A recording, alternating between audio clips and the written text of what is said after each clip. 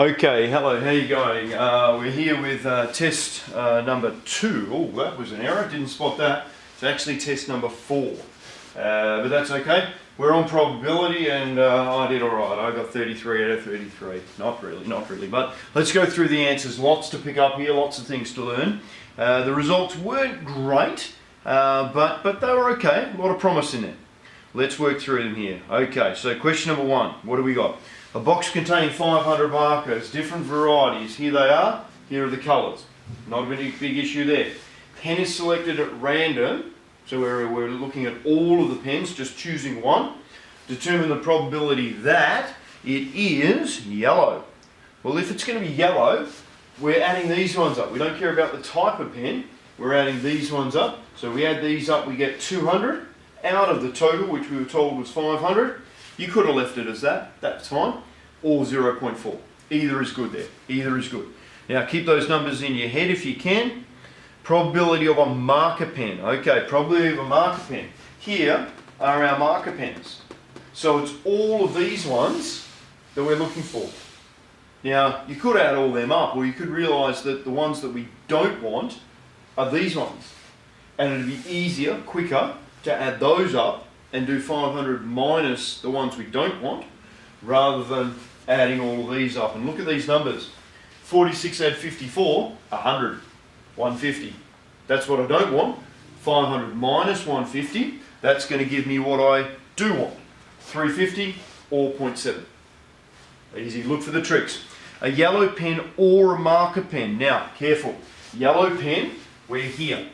Yellow pen or a marker pen, we're here. But notice how I double counted? I don't want to do that. Yellow pen or a marker pen, but minus one mod of this. Oh, that sounds too hard. Why don't I do this?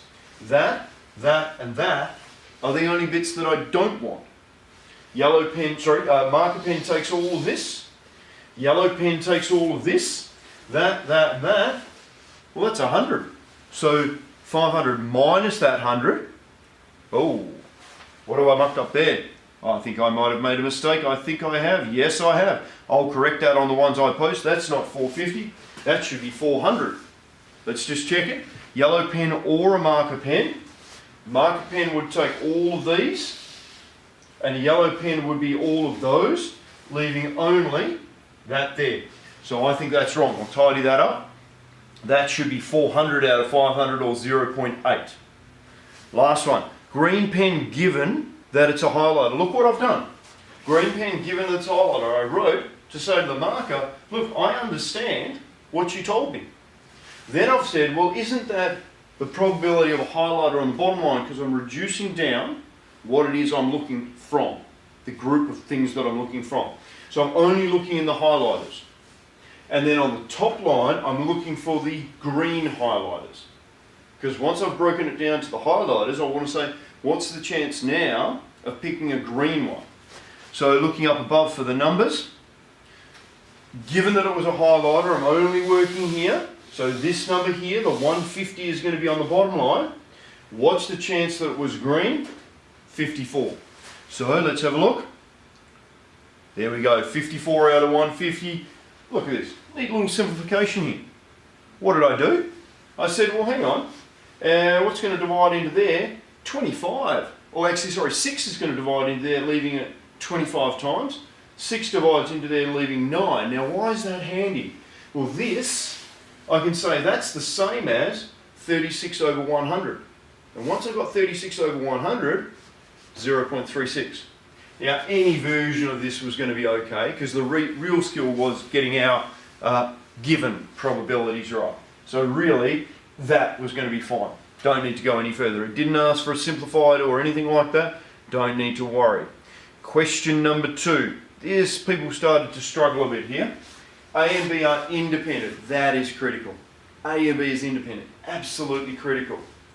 And then we're given some probability. Now here's my thinking. Now you don't need to write this, but follow me through. We know that probability of A given B, just what we used before.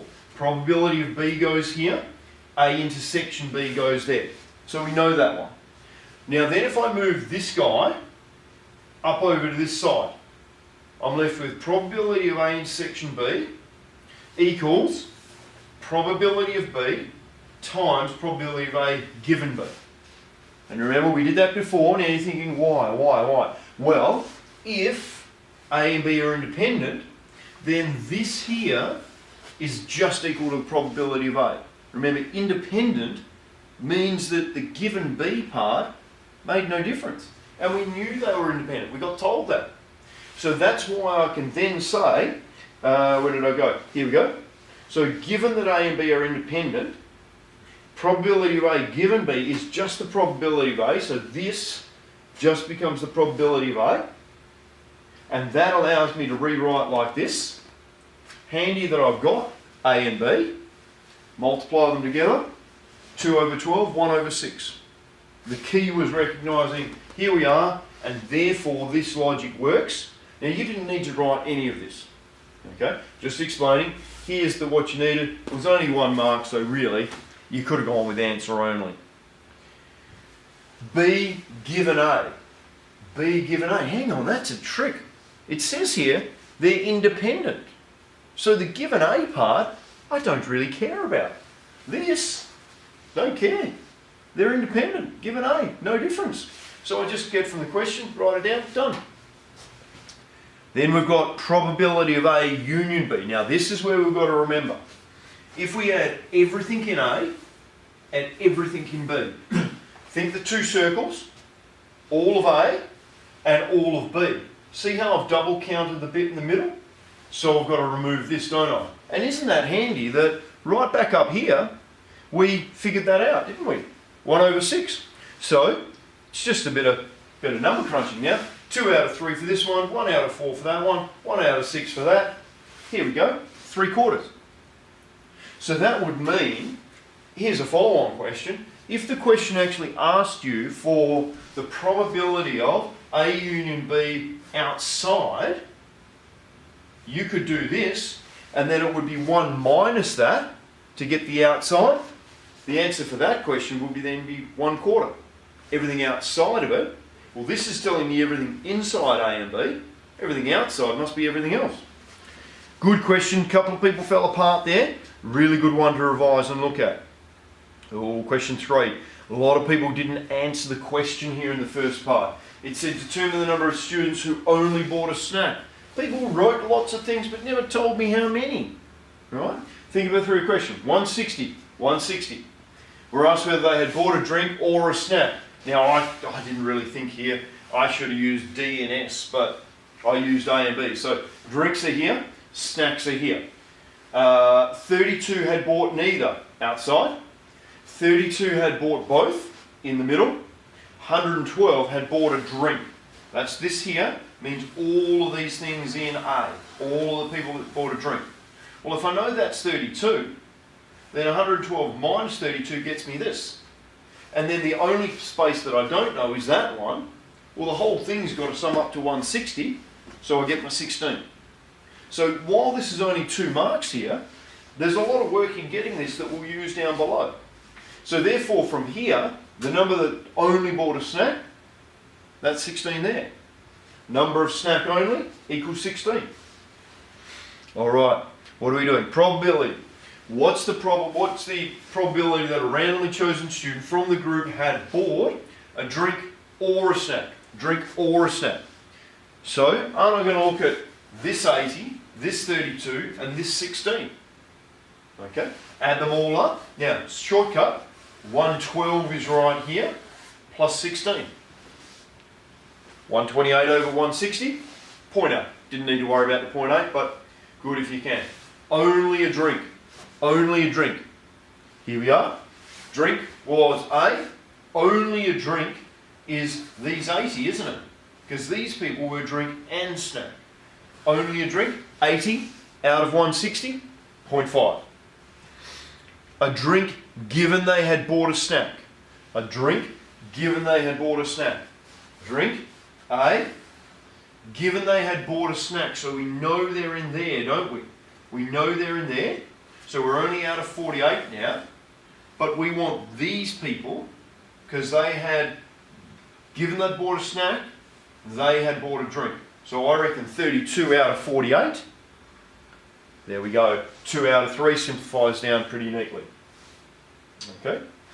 Last question, very good question. For this group of students, are the events of buying a snack and buying a drink independent? We've just got to prove the old independence one. Here's one way we could have done it. If the probability of A given B is equal to the probability of A, that's saying B has no effect.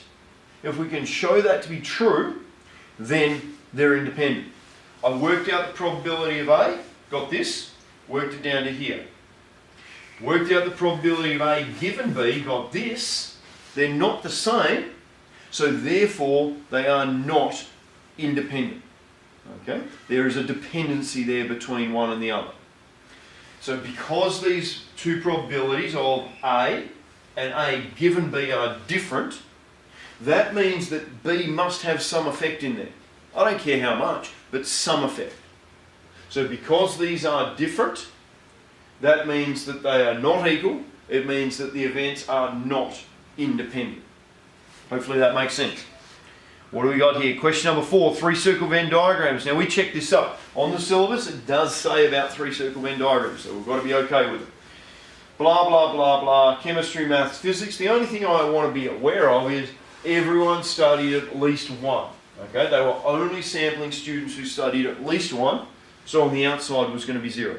Didn't really need that. If you forgot or didn't even know, didn't change anything.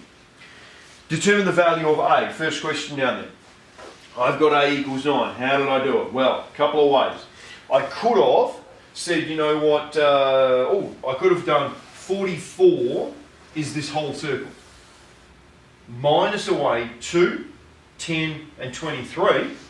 I've got 9 left. They must be here. That's one way. I could also recognise this 12 is the sum of these two, and the 33 the sum of these two. So I could have done 44 minus 33 minus 2. We get to the same spot. Really doesn't matter. Okay. If we'd been told how many students there were altogether, I could have done the total minus this, minus, minus, minus. So there's a couple of ways we could have done it, depending what information we get given. There we go, there's the 9. Determine C, union M, union P. Well, that's everyone doing chemistry, everyone doing maths, everyone doing physics. All right? C, union M, union P. We're adding them together. So it's all of this, plus these guys, plus these guys, plus these guys. So it's 17, plus 16, plus 23, plus 9. It's really everyone in any one of those circles, 65. Okay, I've done it a different way there. You see the numbers are different. What did I do? I did all of this, 54, plus 0, plus 2, plus 9. Doesn't matter. Lots of ways to do it, so long as you get to the 65 in the end. Now that's the total number of students in that Venn diagram. If one is selected at random, probability, they elect to study maths, but not physics. So maths is all here, isn't it?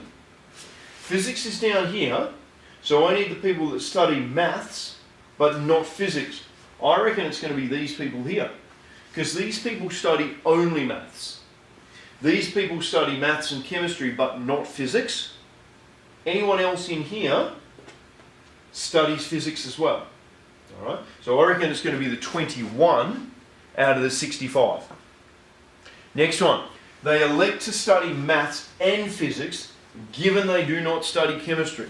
Given they do not study chemistry means I don't want to worry about these people here. They're out of the picture. Given they do not study chemistry. So I'm only looking at these people here. All right? And what did the question say? Let me just grab it on here and have a look at the question again. It says they elected to study maths and physics, given they did not study chemistry. So get rid of all of those guys, they're out. What's the probability that they elected to study maths and physics, given they did not study chemistry? So it's 23 divided by here, 16, 23 and 9.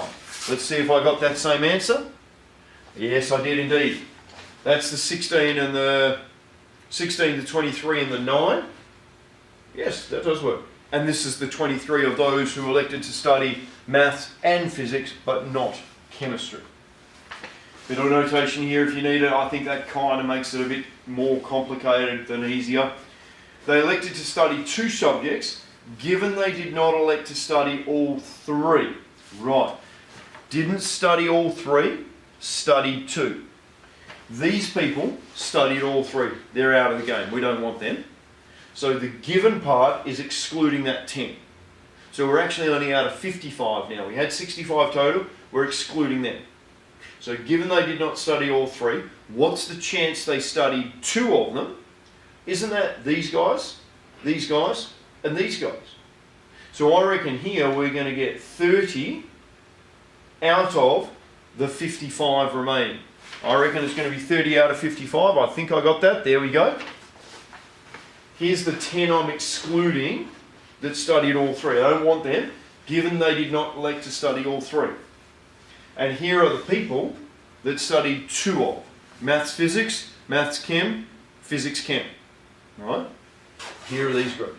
Worked it through again. You can simplify. You can do even a little bit more if you want to.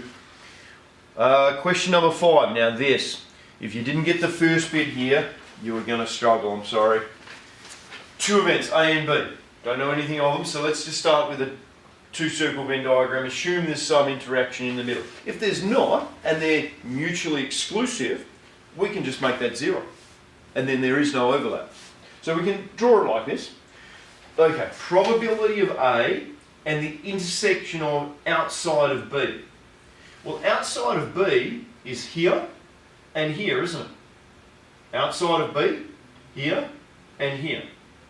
We want to know where do these areas intersect with A. Intersect with A. Well, the only part of this area that intersects with A is this space here, this exact space here. So that's point 3.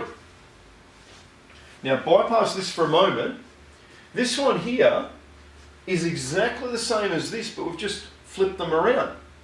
So we're saying anything in B, here's B, what if that intersects with outside of A? Well, outside of A is these 2. So in B and outside of A is just this space here. That's why I put an X there. And outside of A, that and that, with the intersection of outside of B, that and that, the only part that overlaps is the outside, point 1. So we get those numbers in, and that little diagram helped. Didn't ask you to draw one, but that would have helped a lot. An expression for the middle bit, the bit that we don't know. Well, probability, the whole thing's 1. 1 minus that, minus that, minus that, must equal that. That's what I've done. Tidy up. So I've got an expression for A intersection B. And that's going to be really important now. State the maximum possible value of the probability of A. Okay? Probability of A. Well, if I want this to be the most, wouldn't I put all the remaining 0.6 here and put none here? Because then the probability of A is 0.9, isn't it? Okay? So I'd maximise that number in order to maximise A. There we go. 0.6 is the maximum intersection part. So therefore the maximum of A, 0.9. Determine the value of X under each of the following conditions. A and B are mutually exclusive. If they're mutually exclusive, then that overlap part is 0. It's got to be 0. So therefore, I think I might have these around the wrong way, do I? No, no, I'm all good. So if this intersection, this overlap part is 0, then the remaining 0.6 that I've got to put here. But then my diagram can be better drawn like this one here. Because there is no overlap, so there's no need to combine the circles and have them together. All right? So this one here would be the mutually exclusive. The value of X would then be 0.6. Probability of A given B is 1 over 5. Well, I can rewrite this as the intersection part divided by probability of B. I've got a formula for that. and I know that the probability of B up top here, now, I don't know the split here, but I know the whole thing must be 0.6, mustn't it? Okay, because I've got 0.3 and 0.1, so the whole thing 0.6. Don't know how it splits up, but for this question I don't need to worry. Now I'll put this in. Here we go. Clearly I mucked up there. I think my error was, I can't remember. I mucked it up anyway, don't worry about that. This, multiply the 0.6 up to here, the 5 up to there. That's how I got the numbers over the far side. A little bit of calculation, 0.48. Now I could take that 0.48, put it back into this original diagram, and then pretend like I don't know what the probability of A given B is, and recalculate. You might have not had time in the test, but you could have. And where are we? Almost right at the end. A and B, A is independent of B. So we need to find, remember, determine the value of X under the following conditions. We need A to be independent of B. So that means one of these must be true. That's our test for independence. I chose this one. You could have done any of them. I chose this one. So I said, well, the A intersection B, remember from before, 0.6 minus X. 0.6 minus X, okay. Probability of A, 0.9 minus X. Where did I get that from? Probability of A, well, the probability of A is this whole circle, isn't it? So isn't that whole circle going to be 1, the whole thing, minus that, there's my 0.9, minus X. So this whole circle, the probability of A is going to be 0.9 minus X. Okay, that's where I got that from. And then probability of B is 0.6, we already know that. I think we found that in a couple of spots. Bit of multiplication, a little bit tricky here, but really it's algebra from then on. Couple of multiplications, couple of divides. Now here's another trick. I divided both sides by 0.4 and I got 0.06 divided by 0.4. If I multiply top and bottom line by 100 or move the decimal place twice, I get 6 over 40, don't I? Now, how did I get 0.15? Two ways I could do it. I've got to multiply the bottom line by 2.5 to get to 100. Multiply that by 2.5, I get to 15 over 100, 0.15. Or, not quite as neat, I could divide the bottom line by 4 to get down to 10.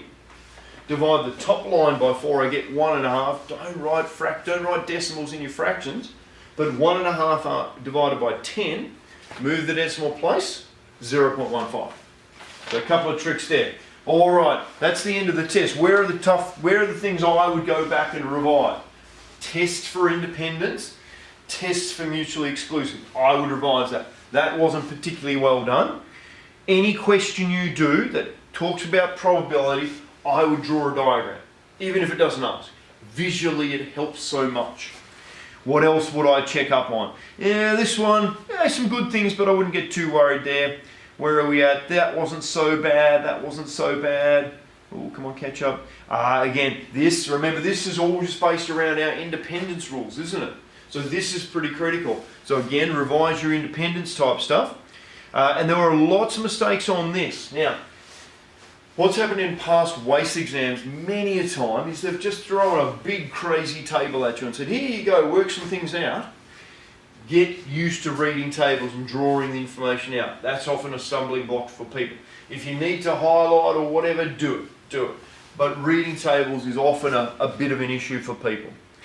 Anyway, that's the test. Hope you enjoyed the test. Hope this has helped for you. Hopefully you've got the understanding, and hopefully that way then you can build on your knowledge for your exam coming up. Thanks very much everyone. Catch you later.